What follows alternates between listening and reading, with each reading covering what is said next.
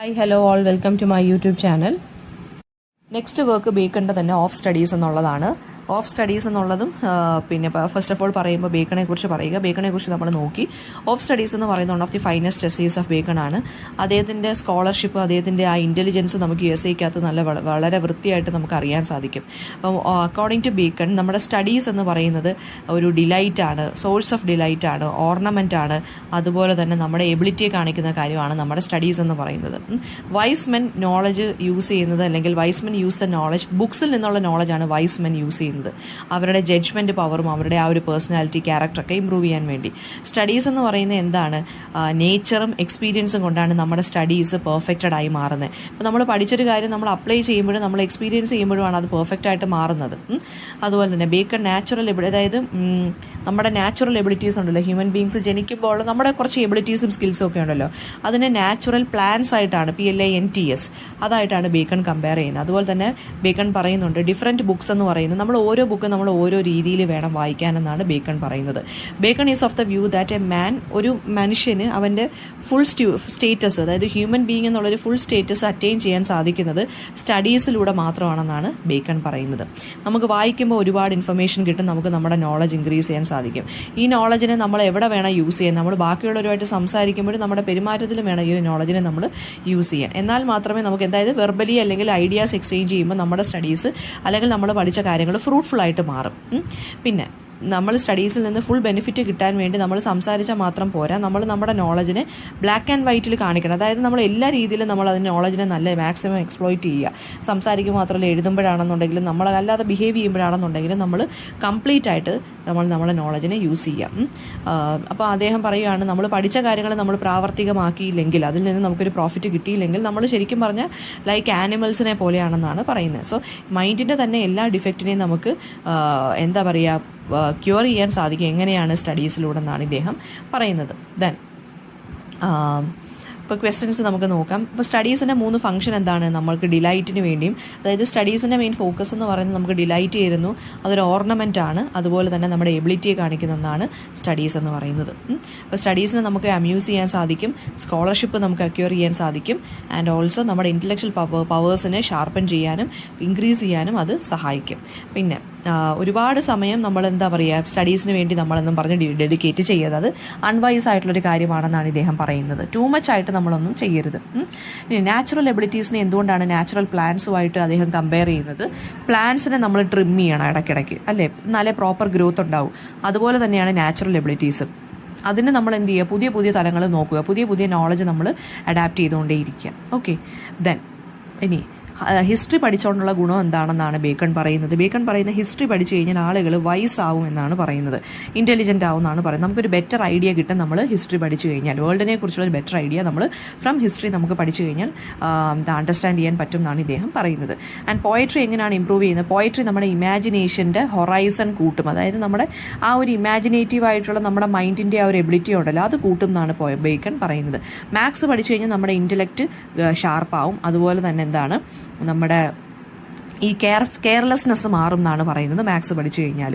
പിന്നെ ഇദ്ദേഹം ഇവിടെ സിമിനി സെക്ടറേഴ്സ് എന്നും പറഞ്ഞ് ലാറ്റിൻ ഫ്രേസ് ഇവിടെ യൂസ് ചെയ്തിട്ടുണ്ട്. അതിൻ്റെ മീനിങ് എന്ന് വെച്ചാൽ ഹെയർ സ്പ്ലിറ്റേഴ്സ് എന്നാണ്, സ്പ്ലിറ്റേഴ്സ് ഓഫ് ഹെയർ എന്നാണ് പറയുന്നത്. അതായത് മുടിയുടെ ആ സ്പ്ലിറ്റൻസ് ഉണ്ടല്ലോ, അതിനെയാണ് ലാറ്റിൻ ഫ്രേസ് ആണ് സിമിനി സെക്ടറേഴ്സ് എന്ന് പറയുന്നത്. അതായത് ഇപ്പം നമ്മൾ എന്താ പറയുക, ഈ മനുഷ്യർ നമ്മൾ പഠിച്ചു കഴിഞ്ഞാൽ ഓരോ ഗുണമെന്ന് വെച്ച് കഴിഞ്ഞാൽ നമുക്ക് ഓരോ കാര്യങ്ങളെ വേർതിരിച്ചറിയാൻ സാധിക്കും. അപ്പോൾ പഠിത്തത്തിലൂടെ നമുക്കറിയാൻ പറ്റുന്നൊരു കാര്യം എന്താണ്? നമ്മൾ ഓരോ കാര്യത്തിനെ നമുക്ക് വേർതിരിച്ചാണ് നമ്മൾ പഠിക്കുന്നത് തന്നെ, അല്ലേ?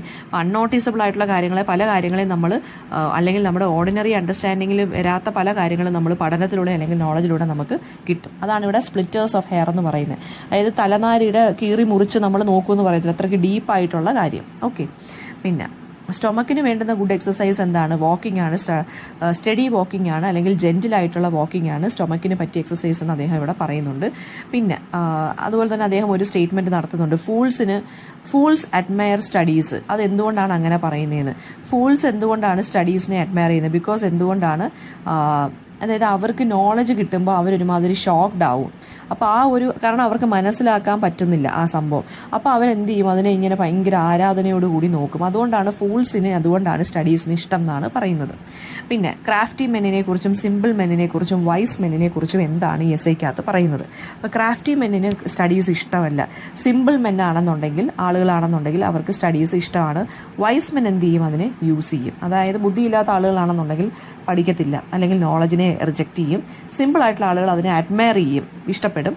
പക്ഷേ വൈസ് ആയിട്ടുള്ള ആളുകളാണ് അതിനെ യഥാർത്ഥത്തിൽ യൂസ് ചെയ്യുന്നത്. പിന്നെ ഇപ്പം യൂസസ് ഓഫ് സ്റ്റഡീസ് എന്ന് പറയുമ്പോൾ എന്താണ്, നമുക്ക് പ്ലഷർ തരുന്നു, നമ്മളെ നമുക്ക് അട്രാക്റ്റീവ് ആയിട്ടുള്ള സ്പീച്ചസ് സംസാരിക്കാൻ സാധിപ്പിക്കുന്നു. അതുപോലെ തന്നെ ഓരോ സംഭവങ്ങളെ ജഡ്ജ് ചെയ്യാനുള്ളൊരു കഴിവ് നമുക്ക് സ്റ്റഡീസ് വഴി നമുക്ക് കിട്ടുന്നുണ്ട്. പിന്നെ മെഡീവൽ സ്കൂൾ മെന്നിനെ കുറിച്ച് എസ്സേക്കകത്ത് പറയുന്നത് എന്താണ്? മെഡീവൽ സ്കൂൾ മെൻ എന്ന് വെച്ചാൽ യൂറോപ്യൻ ഫിലോസഫേഴ്സ് ആണ്. മിഡിൽ ഏജസിലുള്ള യൂറോപ്യൻ ഫിലോസഫേഴ്സിനെയാണ് മെഡീവൽ സ്കൂൾ മെൻ എന്ന് പറയുന്നത്.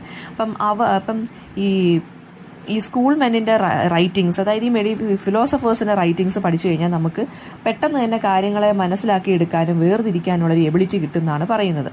അപ്പം അതുകൊണ്ട് തന്നെ തോമസ് അക്വിനാസ്, ഡൺ സ്കോട്ടസ് എന്നിങ്ങനെയുള്ള ആളുകളുടെ വർക്ക്സ് ഒക്കെ നമ്മൾ പഠിച്ചു വെക്കുക എന്ന് പറയുന്നുണ്ട്.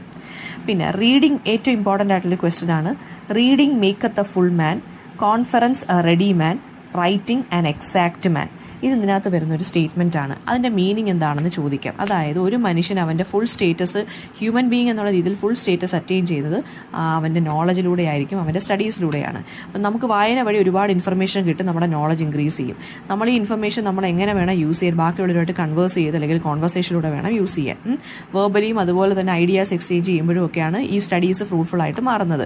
പക്ഷേ സ്റ്റഡീസിൽ നിന്നുള്ള ഫുൾ ബെനിഫിറ്റ് കിട്ടണം എന്നുണ്ടെങ്കിൽ നമ്മൾ സംസാരിച്ചാൽ മാത്രം പോരാ, നമ്മൾ നമ്മുടെ നോളജിനെ എല്ലാ ഏരിയാസിലും ബ്ലാക്ക് ആൻഡ് വൈറ്റ് നമ്മൾ യൂസ് ചെയ്യുക, അതായത് കംപ്ലീറ്റ് ആയിട്ട് യൂസ് ചെയ്യുക. ഒരു മനുഷ്യന് അവൻ്റെ ഈ ബുക്സ് പഠിച്ചതിൽ നോളജിൽ നിന്ന് അവന് യാതൊരുവിധ ഗുണവും ഇല്ലെങ്കിൽ അവനെ ആനിമൽ എന്ന് തന്നെ വിളിക്കുന്നതാണ് നല്ലതെന്നാണ് പറയുന്നത്. ഓക്കെ, അപ്പോൾ റീഡിംഗ് എന്ന് വെച്ചാൽ ഒരാളെ കംപ്ലീറ്റ് മാൻ ആക്കി മാറ്റുന്നു. കോൺഫറൻസ്, അതായത് സംസാരിക്കുന്നത് അയാളെ റെഡിയാക്കി മാറ്റുന്നു, നോളജ് യൂസ് ചെയ്യാൻ വേണ്ടി റെഡിയാക്കി മാറ്റുന്നു. റൈറ്റ് ചെയ്യുമ്പോൾ അയാൾ കംപ്ലീറ്റ് ആയിട്ടൊരു എക്സാക്ട് മാനായി മാറുകയാണ്. പിന്നെ ബുക്കിനെ ക്ലാസിഫൈ ചെയ്യുന്നുണ്ട് ഇദ്ദേഹം 3 ക്ലാസ്സസ് ആയിട്ട്.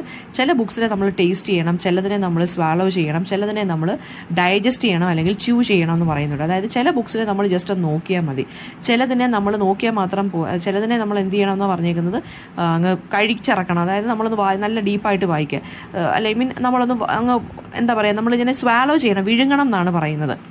ചില ബുക്കുകളെന്ന് വെച്ച് കഴിഞ്ഞാൽ എന്താണ്, നല്ല രീതിയിൽ റീഡ് ചെയ്ത് നല്ല കെയറോട് കൂടി നമ്മൾ ശ്രദ്ധിച്ച് വായിക്കേണ്ട ബുക്സുകളും ഉണ്ട്. പിന്നെ ഇപ്പം ഫോർ എക്സാമ്പിൾ ലൈക്ക് ചില ബുക്സിനെ അപ്പോൾ ഇപ്പോൾ ഈ ഒരു കോഡിനെ തന്നെ നമുക്ക് പല രീതിയിൽ വ്യാഖ്യാനിക്കാം. അതായത് ഒരു ഈറ്റിങ്ങിൻ്റെ ഫിഗർ ഓഫ് സ്പീച്ചിൽ വെച്ചിട്ടാണ് ഇവിടെ റീഡിങ്ങിനെ കമ്പയർ ചെയ്തേക്കുന്നത്. ബേക്കൺ പറയുന്ന ചില ഫുഡ് എന്ന് പറയുന്നത് നമ്മൾ ടേസ്റ്റ് ചെയ്യും, അതുപോലെ തന്നെ ചില ബുക്സ് എന്ന് പറയുന്നത് നമ്മൾ റാൻഡം ആയിട്ട് ഇങ്ങനെ ചൂസ് ചെയ്ത് വായിക്കുന്ന സംഭവങ്ങൾ. അപ്പോൾ അതിന് ലാർജ് ക്വാണ്ടിറ്റീസിൽ അല്ലെങ്കിൽ നമ്മൾ അത്രയ്ക്ക് സീരിയസ് ആയിട്ട് എടുക്കേണ്ട കാര്യമൊന്നും ഇല്ല. ചില ഫുഡുകളെ നമ്മൾ ഗൾപ്പ് ചെയ്ത് സ്വാളോ ചെയ്ത് വിഴുങ്ങിക്കളയും. അതായത് പെട്ടെന്ന് തന്നെ ക്വിക്കായിട്ട് വായിക്കും, നമ്മൾ ഡീപ്പായിട്ട് വായിക്കത്തില്ല. ചില ബുക്കുകൾ അങ്ങനെയല്ല, നമ്മൾ വായിക്കും, വീണ്ടും വീണ്ടും വായിക്കും, നല്ല രീതിയിൽ വായിച്ചെടുക്കും. ഓക്കെ, അപ്പോൾ ഇവിടെ ചൂയിങ്ങും ഡൈജസ്റ്റിങ്ങുമായിട്ട് റീഡിംഗ് എന്നുള്ള പ്രോസസ്സിനെ കമ്പയർ ചെയ്തിരിക്കുകയാണ് നമ്മുടെ ബേക്കൺ എന്ന് പറയുന്നത്. ഇത്രയും പോയിന്റ്സ് വെച്ചിട്ടാണ് ഈ ഒരു എസ്സേ എഴുതേണ്ടത്. പിന്നെ അദ്ദേഹം പറയുന്നതെന്ന് വെച്ച് കഴിഞ്ഞാൽ മൈൻഡിൻ്റെ എല്ലാ ഡിഫക്റ്റിനെയും റീഡിങ് വഴി നമുക്ക് ക്യൂർ ചെയ്യാൻ സാധിക്കും. ഹിസ്റ്ററി വഴിയും അതുപോലെ പോയട്രി വഴിയും ഒക്കെ ഉള്ള കാര്യങ്ങൾ ഞാൻ നേരത്തെ പറഞ്ഞു. മാത്സ് പഠിച്ചു കഴിഞ്ഞാൽ ഇൻ്റലക്റ്റ് നമ്മുടെ ഷാർപ്പാവും. നാച്ചുറൽ ഫിലോസഫി പഠിച്ചു കഴിഞ്ഞാൽ നമുക്ക് വേൾഡിനെ കുറച്ചും കൂടി ബെറ്റർ ആയിട്ടുള്ള രീതിയിൽ വ്യൂ ചെയ്യാൻ സാധിക്കും. മൊറാലിറ്റി ബുക്സ് ഒക്കെ വായിച്ചു കഴിഞ്ഞാൽ നമുക്ക് നമ്മുടെ ക്യാരക്ടറിന് തന്നെ ഒരു ഡിഗ്നിറ്റി ഫീൽ ചെയ്യും. അപ്പോൾ ഈ ഡിസ്റ്റിങ്ഷൻസ് ഒക്കെ അറിഞ്ഞിരിക്കണം, അല്ലെങ്കിൽ ആ ഒരു ഓരോ കാര്യങ്ങളെ വേർതിരിക്കാൻ പറ്റണമെന്നുണ്ടെങ്കിൽ യൂറോപ്യൻ ഫിലോസഫേഴ്സിൻ്റെ ബുക്ക് വായിക്കണമെന്നാണ് ഇദ്ദേഹം പറഞ്ഞിരിക്കുന്നത്. അപ്പോൾ ഈ ഒരു എസ്സേ കൺക്ലൂഡ് ചെയ്യുന്നതെന്ന് വെച്ച് കഴിഞ്ഞാൽ നോളജ് നമ്മുടെ ക്യാരക്ടറിലോട്ട് തന്നെ നമ്മൾ പാസ് ഔൺ ചെയ്യുക. ആൻഡ് ഈ എസ്സേക്കകത്തുള്ള പല കോട്ട്സുകളും നമ്മൾ എല്ലായിടത്തും എന്താണെന്നോ യൂസ് ചെയ്യാറുണ്ട്. അതായത് ഇപ്പം ഞാൻ ഈ ബുക്കിൻ്റെ എസ്സേ പറഞ്ഞില്ലേ, ബുക്കിൻ്റെ ചൂയിങ്ങുമായിട്ട് കമ്പയർ ചെയ്ത് പറഞ്ഞില്ലേ, some books are to be tasted, അത് ഏറ്റവും ഇമ്പോർട്ടൻ്റ് ആണ്. Reading maketh a full man, അതും ഇമ്പോർട്ടൻ്റ് ആണ്. എന്തെങ്കിലും ഡൗട്ട് ഉണ്ടെങ്കിൽ കമൻറ്റ് ബോക്സിൽ ചോദിക്കുക. Thank U.